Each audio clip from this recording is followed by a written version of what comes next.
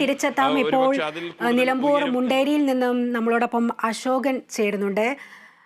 അശോകൻ, നേരത്തെയും നമുക്ക് വിവരങ്ങൾ നൽകിയിട്ടുണ്ടായിരുന്നു. മുണ്ടേരിയിലെ ഈ മൃതദേഹങ്ങൾ ഒഴുകിയെത്തിയ ഒരു കാഴ്ചയൊക്കെ അശോകൻ നമുക്ക് പങ്കുവച്ചിട്ടുണ്ടായിരുന്നു. ഇപ്പോൾ അവിടുത്തെ അവസ്ഥ എങ്ങനെയാണ്? ഏറ്റവും പുതിയ വിവരങ്ങൾ എന്തെങ്കിലും ലഭിക്കുന്നുണ്ടോ? ഹലോ, കേൾക്കാം അശോകൻ. അതായത് ഇപ്പൊ നമ്മൾ കേട്ടതിനേക്കാൾ വലുതാണ് കേട്ടുകൊണ്ടിരിക്കാൻ പോകുന്നത് എന്ന് പറയുന്ന പോലെയാണ് ഇപ്പൊ സംഭവിച്ചുകൊണ്ടിരിക്കുന്നത്. നമ്മൾ കേട്ടതൊന്നും അല്ലാത്ത രീതിയിലാണ് ഒരുപാട് വലിയ വലിയ സംഭവങ്ങളായിട്ടാണ് കേൾക്കുന്നത്. രാവിലെ ഒരു മൃതദേഹം നമ്മൾ സ്ഥലത്ത് കണ്ടു, അല്ലെങ്കിൽ മറ്റൊന്ന് കണ്ടു എന്നൊക്കെ പറയുമ്പോൾ പോലും നമുക്കതൊക്കെ ഭയങ്കര അതിശയോക്തിയായിരുന്നു.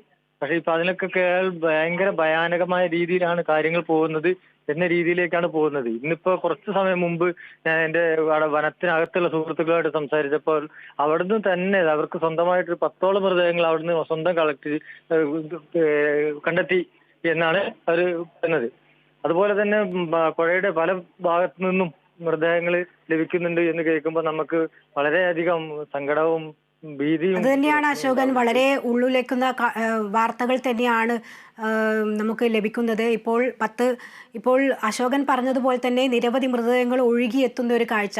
അവിടെ എങ്ങനെയാണ് രക്ഷാപ്രവർത്തനത്തിന് ആളുകളൊക്കെ എത്തി പ്രവർത്തനം നടക്കുന്നുണ്ടോ?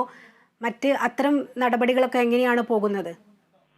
അവിടെ വനത്തിനകത്തുള്ള ആളുകളോട് സംസാരിച്ചപ്പോൾ അവർ അതിരാവിലെ മുതൽ തന്നെ അവരുടെ വീടിന്റെ പരിസരത്തുകൂടെയൊക്കെ പറ്റുന്ന അത്രയും ദൂരത്തൊക്കെ അവർ സഞ്ചരിക്കുന്നുണ്ട്. അവിടെ നിന്നൊക്കെ അവർ തെരഞ്ഞ് ലഭിക്കുന്ന മൃതദേഹങ്ങളാണ് കണ്ടെത്തിയിട്ടുള്ളത്. കൂടുതൽ നാട്ടുകാരാണോ ഇത് കൂടുതലായിട്ടും അറിയിക്കുന്നത്? അതെ, അത് അവിടെ വനത്തിനകത്തായതുകൊണ്ട് ആദിവാസി വിഭാഗത്തിൽപ്പെട്ട ആളുകളാണ് ഇത്തരം കാര്യങ്ങളൊക്കെ ചെയ്യുന്നത്. അപ്പൊ ഈ ഒഴുകിയെത്തിയ മൃതദേഹങ്ങളൊക്കെ ആശുപത്രിയിലേക്ക് മാറ്റിയിട്ടുണ്ടോ? ഇതുവരെ കിട്ടിയതൊക്കെ ആശുപത്രിയിലേക്ക് മാറ്റിയിട്ടുണ്ട്. എത്ര മൃതദേഹങ്ങളാണ് ഇതുവരെ ലഭിച്ചത്? അത് അങ്ങനെ കറക്റ്റായിട്ട് പറയാൻ ബുദ്ധിമുട്ടുണ്ട് മാഡം. കാരണം വനത്തിൽ നിന്ന് ലഭിച്ചത് മാത്രമായിട്ട് അവർ 10 പറയുമ്പോൾ നാട്ടിൽ നിന്ന് ലഭിച്ചത് 10-20 കിലോമീറ്റർ ഡിസ്റ്റൻസിൽ എവിടെയൊക്കെ ആർക്കൊക്കെ ലഭിച്ചിട്ടുണ്ട്, ഏതൊക്കെ സ്റ്റേഷൻ പരിധിയിൽ ലഭിച്ചിട്ടുണ്ട് എന്നൊക്കെ വ്യത്യസ്തമായ കാര്യങ്ങളാണ്. അതുകൊണ്ട് ആ കണക്കുകളിലേക്ക് പോകാൻ അതിഭയങ്കരമായ വിഷമമുണ്ട്. അതുപോലെ തന്നെ അത് ഭയാനകമാണെന്ന കാഴ്ചപ്പാടും ഉണ്ട് നമുക്ക്.